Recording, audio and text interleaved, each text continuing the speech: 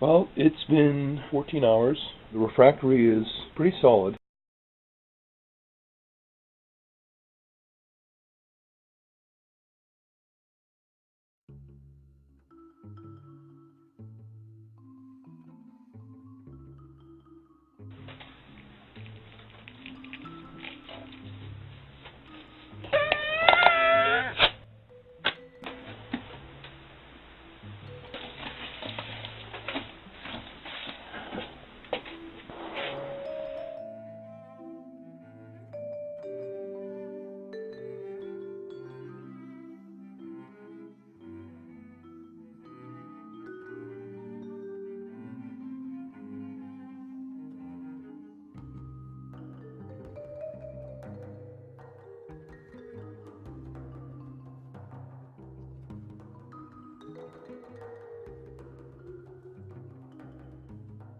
My slightly smaller kiln shelves will fit in there perfectly with, this is actually the bigger one, and the walls are pretty uniform except for the two places. And see, there's the one side that has the small seam. You can see there is a little bit of an overhang, so that's actually good for patching. A little bit of patching there, very minor. And of course when I trim it off while it's still wet, I'll have a few more places. These are just seams from the plastic. They look like cracks, but they're actually seams. Kind of cool looking, really. I'm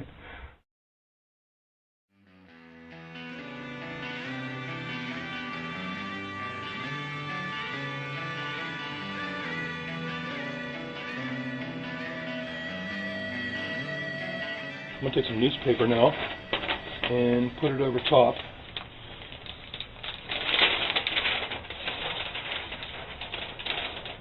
Now you take something flat, and I have this tempered glass. I'm going to put this on and just gently work it down. And you can see, I'm applying the pressure on both sides and just gently shaking it back and forth, turning it back. You obviously don't have to use a piece of glass, and it could be dangerous. This is tempered glass, and I'm being very careful. But the other reason I'm using this is to show you, and it does actually make it easier. You can see how it's turning. The water is coming through. You can see where it's just spotty and actually none here. That means it's not level yet. So I need to apply a little bit more pressure to those areas. Just keep shaking it. Don't apply a lot of pressure. It's the turning action that actually makes it sink down. Now the reason I'm doing this is so that the two pieces will seat properly, nice and flat. You don't have to do it this way. You could just put the newspaper on top of your wet seal refractory that you put on, and then set your other piece on top of the paper with obviously more refractory on the bottom of that, and make like a sandwich, and then the next day take it apart. When you put that top piece on later, it would have to go on the same way every time, because it would basically be keyed, just like two sides of a plaster mold. There's a little hole in one and a little stub in the other that they go together. It's keyed, so it always goes together the same way. You would have to do that with your kiln unless the two surfaces were totally flat. It gives you a little bit of leeway so it doesn't have to be on exactly straight every time to be sealed. What I'm seeing from this is I definitely have a spot here where I need to add more refractory because it's not sucking through the paper. So rather than spend a lot of time just trying to push it down, I'm just going to go ahead and add more refractory. And I'm wedging it off my hand so that it's all the way up to the outside and doesn't fall down into the kiln.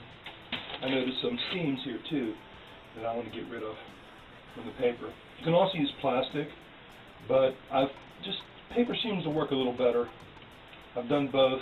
I just prefer the paper, plus the drying action you get from the paper if you leave it on.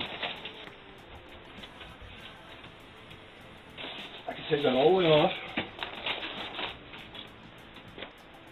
Now I'm going to clean up that edge a little bit.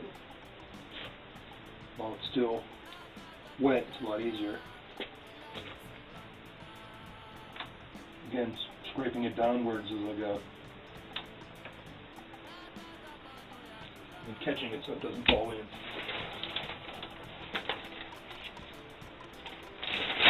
Next step, what I'm going to do is I'm going to seat my ring to the glass as well. Slow and steady pressure while you're turning works a lot better. Don't try to brute force this down. And not only would it be more dangerous, but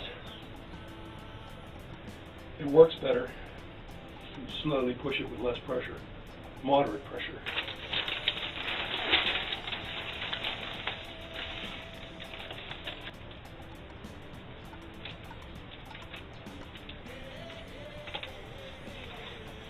Another advantage to using the tempered glass is that you can lift it up and see straight through to see where you need to put your next refractory for your seal.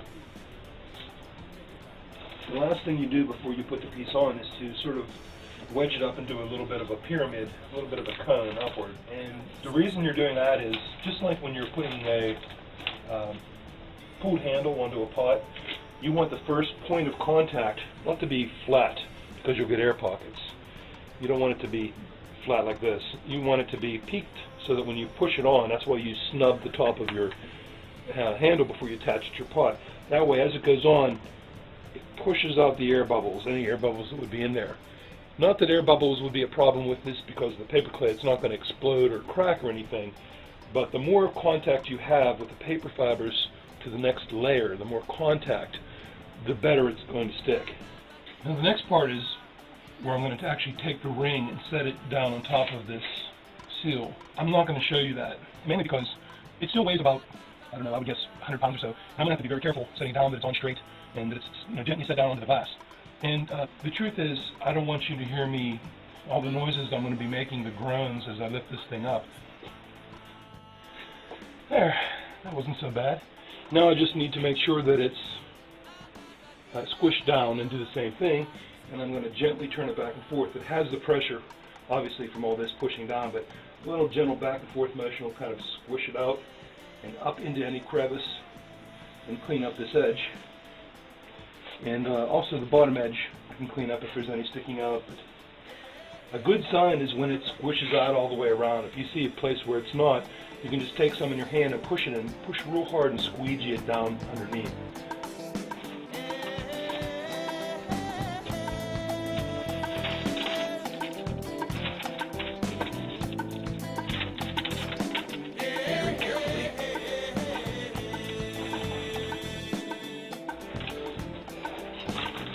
And luckily, once all this water bakes out, it won't be as heavy. So I'm just going to gently back and forth until it's squishing out.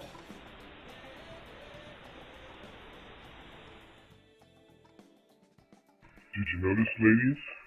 I know you did. Smooth as a baby's behind. Oh yeah. I'm too sexy for my apron, too sexy for my kiln, too sexy for my pottery wheel.